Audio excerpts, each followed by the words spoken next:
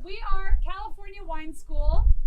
We're so excited to be here. We've been doing a series of talks up in San Ynez Valley for some time now, and this is our first talk down here in Santa Barbara, so you get to be part of the inaugural talk. Yay! So my name is Sarah Farley. I'm the tasting room manager at Presqu'île. This is Wes Hagen, for those of you who don't know him. He is the face of the entire Miller family brands, so that's about 300,000 plus cases annually. No big deal. Alex is somewhere. There's Alex. He's hiding. Alex, yeah. So you'll see some of his wines around, the metric wines. Wes has brought the J. Wilkes wines. Alex also is a wine writer, as is Wes, and a Spanish importer. He does his own sherry project, which is really fun. You should ask him about it, but not right now because we're going to do the talk. And then he also imports some really neat grape varieties. He's doing some really cool stuff in Santa Barbara. So afterward, we'll definitely have to chat up about that. But for now, we're going to start. Wes, are you talking first? I am. Wes is talking first. Wes is going to take us through the old world history of viticulture and planting. And then Alex is going to take us through what did that wine taste like after they made it. So Wes is going to ask the question, did man invent wine, or did wine invent man? I think you know the answer. And then when Alex is done, you're going to be wondering just how small a blip you might be on the spectrum of expecting what you're going to taste when you have good wine. So without further ado. Thank you, guys. Appreciate it. So as I mentioned before, I know some of this, a lot of the presentation is going to be a lot clearer than this picture. This is a picture of actually Narcissus looking at himself and in the reflection of his Instagram.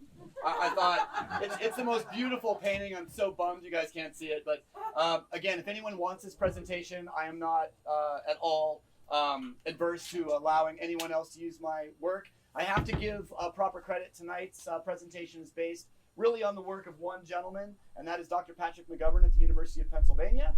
He is the world's leading archaeologist of alcohol, and if that's not the coolest job, then maybe I have it. But I have to say that if you've not read Ancient Wine, if you've not read Uncorking the Past, if you've not read Ancient Ales, you are not up on your wine history.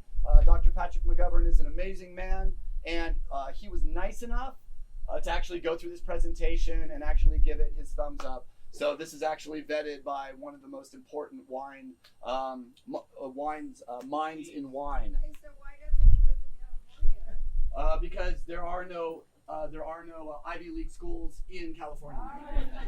Okay. Well, sorry. We got Stanford. It's closed. It's closed.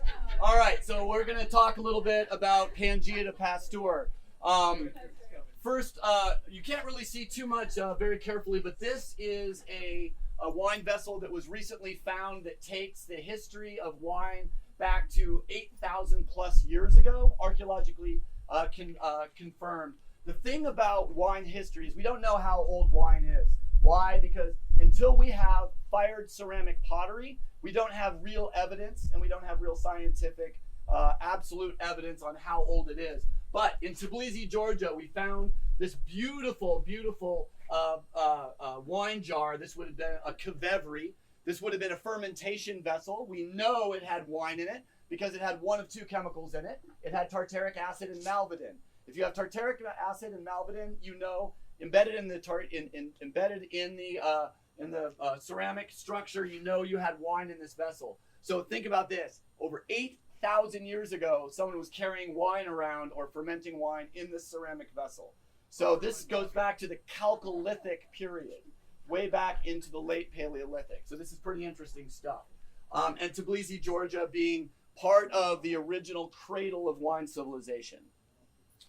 One of my favorite quotes, we almost missed it, Dr. Patrick McGovern. I'm not going to read you much tonight, but this one's important. Fermented beverages have been preferred over water throughout the ages. They are safer, provide psychotropic effects, they get us high, and are more nutritious. Some have even said that alcohol was the primary agent for the development of Western civilization, since more healthy individuals, even if inebriated much of the time, lived longer and had greater reproductive success. Or as W.C. Fields once said, I don't drink water because I know what fish do in it. I think he also said something like, some reprehensible scoundrel has stolen the cork from my lunch. I love that line. So let's talk a little bit about why alcohol in ancient societies really got along. This is all basically speculation because, of course, until we have fired pottery, we don't know how long alcohol is along. But let me mention this. The first chemical bond change on the planet Earth, probably 3 billion years ago, that actually produced energy on this planet was glycolysis. And that is primary fermentation of sugar, simple disaccharide sugar, into ethanol. So ethanol existed before any multicellular life on this planet. So did Australopithecine afarensis 8 million years ago in the Olduvai Gorge drink fermented honey?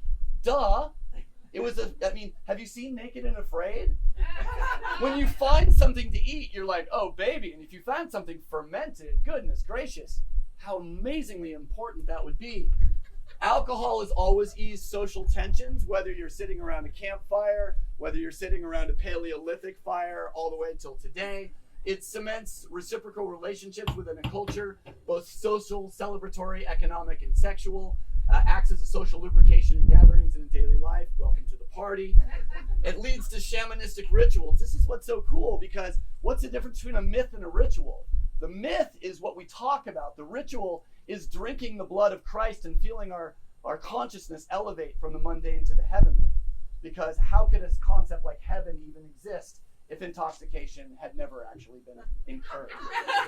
Remember, I think it was one of the Rat Pack who said, I feel sorry for people who don't drink because when they wake up in the morning, that's the best they're going to feel all day. But it leads to shamanistic rituals and can be argued to have led to spirituality and religion. Obviously, who were the original shaman? The original shaman were the people that could probably drink and eat more peyote and have more ayahuasca than anybody else in the tribe and still keep their shit together and actually talk about how that experience changed them spiritually. Where does the word spirit come from? It comes from spiritus, which means breath. Have you ever seen wine ferment? We'll talk about that later. And I'm going to talk a little bit about yeast, because Saccharomyces, yeast is humanity's oldest industrial microorganism. It's amazing what yeast has done. Not only does it help us pickle, not only does it help us ferment, but it'll basically, without refrigeration, you cannot even imagine how important yeast is. Without the ability to keep something cold, with hoping that you have something to eat every day, it makes bread, it makes alcohol, and it basically allows us to save food by pickling. So it's hard to see, but this is Pangea breaking up into the continents. So believe it or not, right now, 200 million years ago, there's only one grapevine, Vitis ampelopsis. Vitis ampelopsis breaks into two major subspecies as these continents begin to form shapes. Basically the American subspecies of grapes and the Eurasian subspecies of grapes. You know, American subspecies of grapes makes pretty bad booze. In fact, there's so little sugar in the Native American grapes that the Native Americans never really even fermented them. In fact, there wasn't really much disaccharide sugar for the Native Americans to ferment, and as a result, most Native Americans don't handle alcohol very well because they don't have the same amount of dehydrogenized enzyme produced by the European liver. If you are Irish or you are Italian, bless your lucky stars, you have the most successful liver for producing dehydrogenized enzyme. You basically take alcohol, it knocks a hydrogen ion off that molecule, turns it into aldehyde. The aldehyde basically is absorbed by the human body as energy. So the human body, if you are religious, God made you to drink. If you are an atheist, well, evolution gave you the tools to use alcohol on a daily basis. In fact, 10% of your liver's enzymatic function is to produce an enzyme that does nothing but breaks down alcohol. So I'm just saying, either we were meant to drink or we were meant to drink. And if you use 10% of your daily calorie intake in alcohol, that's exactly what most doctors would tell you is the exact amount of wine to drink to extend the human lifespan between 3 and 5 years over a teetotaler. In fact, the University of Texas at Austin did a study that showed that binge drinkers actually live on average longer than teetotalers. I think that's probably a problematic study, but for now we got it. Let's just keep it. So this is Louis Pasteur. He didn't give a shit about milk. he cared about why beer goes bad. This is a picture of his first book, Studies on Fermentation. The diseases of beer, their causes, and the means of preventing them. What a nice guy. So remember this piece right here. This is Leeuwenhoek's compound microscope. This actual microscope was created because of wine. And I'll explain why in a little bit. Pasteur basically looked through the microscope, saw a bunch of little things moving around on a petri dish, and called it germ theory. Germ theory to this day is still the basis for all clinical medicine in the world. So this guy, taking Leeuwenhoek's microscope, which was only there because of wine, basically invented germ theory. Germ theory gave us modern medicine, and now we have all this modern medicine. So Pasteur, he was fascinated by fermentation and basically fast-forwarded medical science hundreds of years as a result of trying to figure out how to make better beer. Nice guy. So this is what we're going to talk a little bit about. Alcohol, how human beings can actually use alcohol, a toxic substance, and not actually have a toxic effect. A little bit about beer, because it's beer. Vitis vinifera, from Caucasus through Europe via the Romans, the Gauls, and the Birds. And then wine is poetically responsible for all modern medicine, all microbiology, all cosmological science, microscopy, and I'm not actually kidding. And I actually have some science to back that up. Alcohol, yeast, and human evolution. So, have you ever wondered why yeast produce alcohol? How many of you have a sibling? How many of you once had a cupcake and you didn't want your sibling to eat it, so you licked it? That is why yeast produce alcohol. It's to keep other microorganisms from using the sugar source that the yeast are using for food. So when fruit becomes overly ripe and splits, the yeast get in there and start doing their fermentation job, right? And then other animals want to come in and grab it. And the yeast are like, no, I'm going to produce ethanol, so you come in. If you eat my fruit, you're going to get toxified. But all of a sudden, boom, evolutionary battle. Whose liver could actually produce an enzyme to actually detoxify that alcohol so we could use the added calories of fermentation and ethanol. 1 gram of ethanol, it has the nutritional and the nutriment of 4 grams of carbohydrates. And as a type 1 diabetic, it doesn't spike my blood sugar because it actually does not transfer it directly to blood glucose. The liver and the kidney, I just found out, can only process either basically carbohydrates, glucose, or ethanol at the same time. So if you're a type 1 diabetic, believe it or not, you can use little bits of ethanol to moderate your blood glucose level through the day. I learned this, and I'm very happy to learn this. So it's a byproduct to protect their food source from other hungry critters. Evolution favored the critics who could better tolerate and metabolize the ethanol. It gave them access to the ripest fruit. So imagine you are an early human, maybe Australopithecine, maybe a Neanderthal. You're wandering through the forest. You're using your nose, looking for food. Ethanol and fermenting fruit will give you the immediate hit of where the ripest fruit in the forest is. So as having a fruitivore history, very important that humans have this ability to smell alcohol, to seek alcohol, and to eat not only the ripest fruit in the forest, but also the food that not only gave us the nutriment of the ethanol, but the ripest fruit and the most calories. Almost all humans, now if you are from an Asian culture that tends to blush when you drink, there's a reason for that. Because while Europe was all drunky, and you were like inventing shit like 4,000 years before we did, because you were sober, basically while the Chinese were drinking tea, Europeans were drinking alcohol because we had basically shat in our water and we couldn't drink it. I'm not kidding. Our water would kill us. Their water was clean. So they would actually continue to drink their water. We had to ferment for 700 years. Europeans couldn't drink our own water. We had to either brew it into beer, mix it with wine, or put some alcohol into it to make it safe. So Asian cultures, they have the ADH1B. We have the ADLDH enzyme, which basically breaks down alcohol and makes it safe for us to drink. And again, the 10% rule, if you use 10% of your daily calorie intake in the form of red wine, you will live longer than those who don't.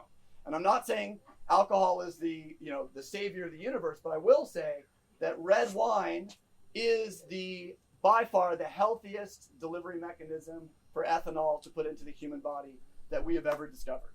So if you do drink red wine, is certainly the best way to do it. So 200 million years ago, we talked about that one wine grape. The one grape broke into the two species. Basically, the grapevine lives and dies in between each ice age. The last ice age ended 12,000 years ago. The only place the grapevine survived was between the Black Sea and the Caspian Sea. Armenia, Azerbaijan, Georgia, uplands of Anatolian Turkey, and Iran. This is the cradle of wine civilization. This is where it all started.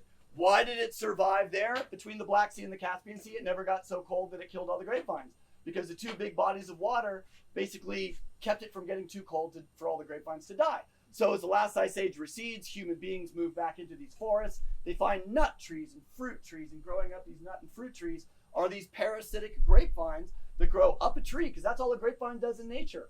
Grow up a tree, steal the tree's light, if possible, kill the damn tree. Then use the damn tree, the dead tree, to basically absorb sunlight in the forest canopy, take the sunlight and turn it into sugar. Why? To attract birds to spread the seeds. Grapes are delicious. Grapes are sweet. All fruit is sweet. To get animals to eat it, to go to a different part of the forest and to relieve itself and drop the seed out of the other side. That's why fruit's delicious. So basically, we're talking about Vitis vinifera sylvestris, the forest vine that makes wine. And then the domestication event occurs about 10,000 years ago. Here's the thing that'll blow your mind. Every single grapevine in the world today that uses a European grape, from Albarino to Zinfandel, can be traced back to one single domestication event and one single grapevine. Every single grapevine. This all comes from Dr. Patrick McGovern's his books. He calls it the Noah hypothesis. Not because he's a religious man. Trust me, I've drank enough with him to know he's not. But his belief is that, isn't it interesting that both major mythologies, and this could, I can't give this speech in Alabama, but both major mythologies that describe where grapevines come from are both accurate. The Judeo-Christian mythology and the Greco-Roman mythology. In the Greco-Roman mythology, who brought grape culture to Greece? He was a god. Dionysus. Do you know what Dionysus means? It means the god of Mount Nisus. Mount Nisus is 200 kilometers, where we think it is, from another mountain called Ararat. Ararat, remember what God did when he was going to destroy the world? He saved one man. What was that man's profession? He was a viticulturist. Yeah, I like that. So Noah lands, plants a vineyard, and gets drunk that day. That dude knew how to grow grapes. Usually takes 5 years. I don't know how he did it. But isn't it interesting that both major mythologies describe within 200 kilometers the same place of the domestication of the grapevine? There is a kernel of truth in both mythologies, which if you study comparative mythology, you know generally there is a kernel of truth here somewhere. So what happens, though, in this area between the Black Sea and the Caspian Sea, you have male vines and female vines. Female vines are producing the grapes, male vines are producing the pollen. But if you know anything about botany, you know that sexual reproduction in plants is extremely inefficient. So grapevines fixed it themselves by a crazy and massive genetic mutation. One grapevine became perfected by a genetic mutation. It basically had a genetic accession where every single female part grape was surrounded by 5 male parts, which to the ladies probably seems fair, 5 to 1. So every ovary, and you know the word ovary comes from uva, which means grape. The word ovary comes from the word grape. So the uva, the grape, is surrounded by 5 male parts ready to take care of it. So no longer does the grape have to go get dressed up, go clubbing. It stays at home and pollinates itself with amazing rapidity and efficiency. And all of a sudden we have the perfected grapevine, Vitis vinifera vinifera. And that's about 9,000 years before the modern time. Couple other things. So this shows you a little bit of, basically the cap peels off. You've basically got male part, male part, male part, male part, female part. Pollen here that just needs one little pollen to basically get onto that ovary, the uva, to produce the grapes. Couple other little things. This is a nice little map that shows the Caspian Sea, the Black Sea, Georgia. Here's Tbilisi. This is the area where the oldest Kavevri, that fermentation vessel was found, Armenia, Azerbaijan, Iran, and some of the early places where grapes were grown.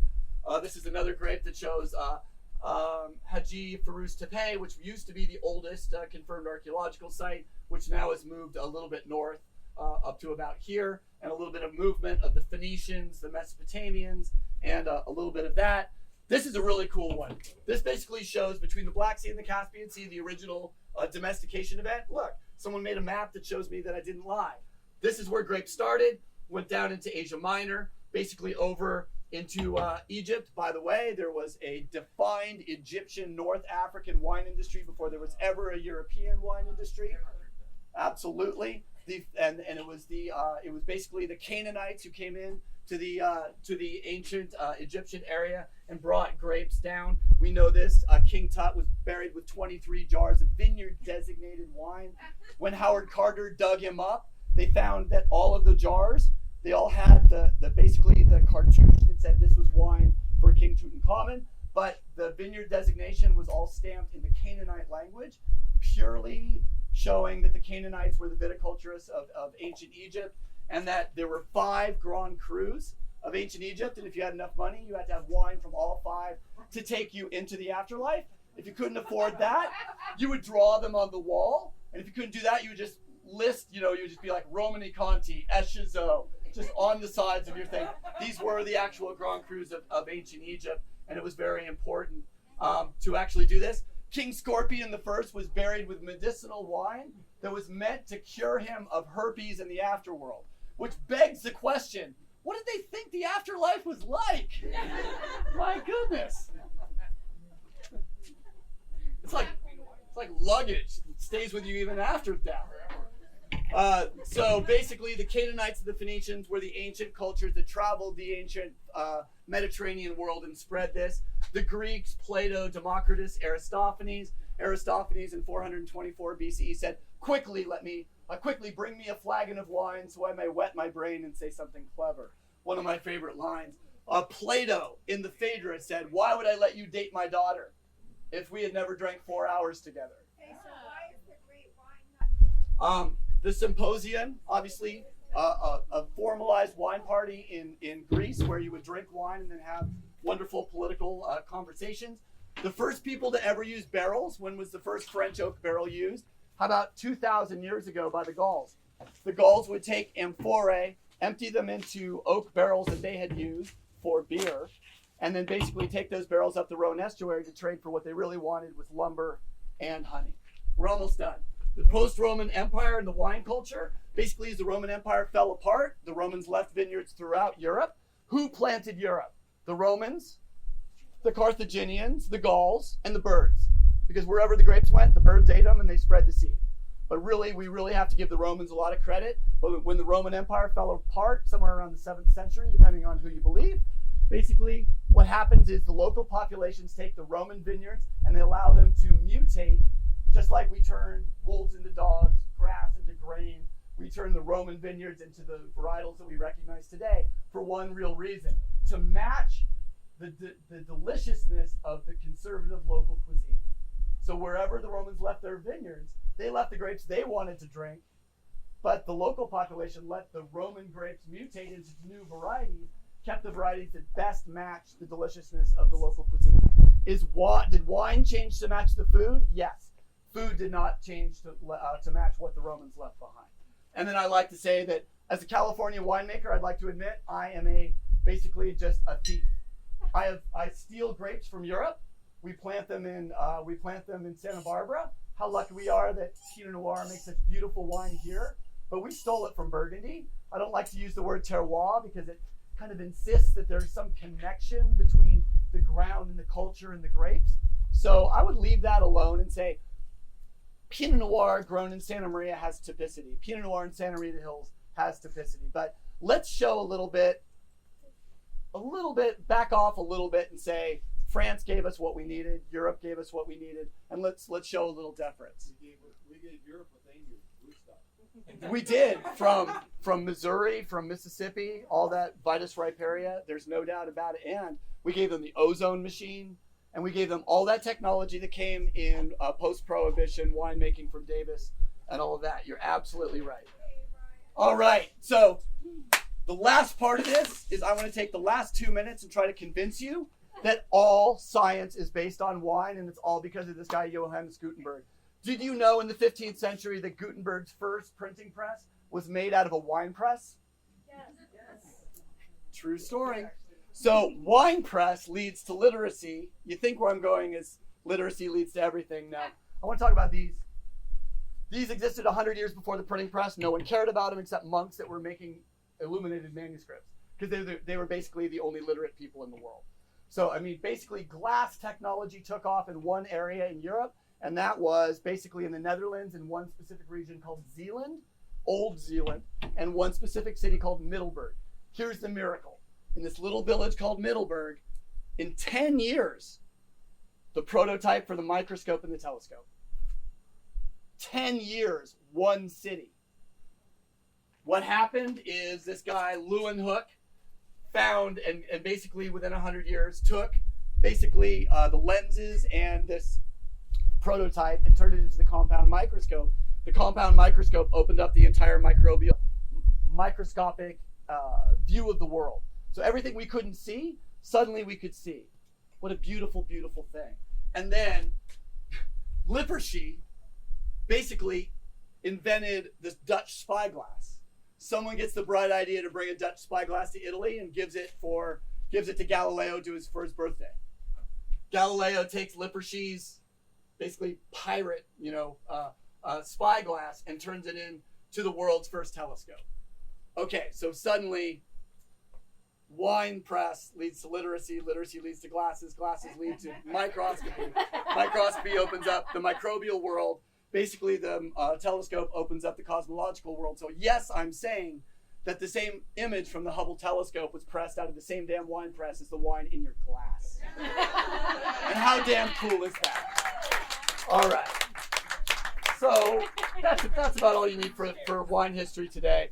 I hope you guys enjoyed. Alex is going to be up next. I wanted to give you guys a quick little background about California Wine School in case you hadn't heard of us before. I see some faces that have come to some of our other lectures, so welcome back. But for those of you who are new to our series here, we actually teach a certification course that comes with its very own pin that Wes and Alex didn't wear. That's okay. That Wes and I are sporting. I didn't pass the test. Yeah. And a certificate, but you get to put the letters after your name, which is really cool. It is a certification course that is specifically geared towards Santa Barbara County, the wine that we do here, the style, what our geography is like, and ways to talk about that to other people. So if you're working in a tasting room or in a restaurant, or you just want to be a cool person at the cocktail party, this is a really cool certification course that we do. It's a little more focused. This series of lectures that we do here, that doesn't sound fun. Talks. This series of talks that we do here is a little bit more fun. We definitely go a little further off the topic of Santa Barbara specifically. So please, if you're interested in coming to more of these, there is a part 2 to the wine history one that we're doing tonight. Please get on our email list. We do not spam you, but we do send you the updates when we're having one of these talks. So if you guys would like to come back to another one, then you'll know ahead of time and be able to plan.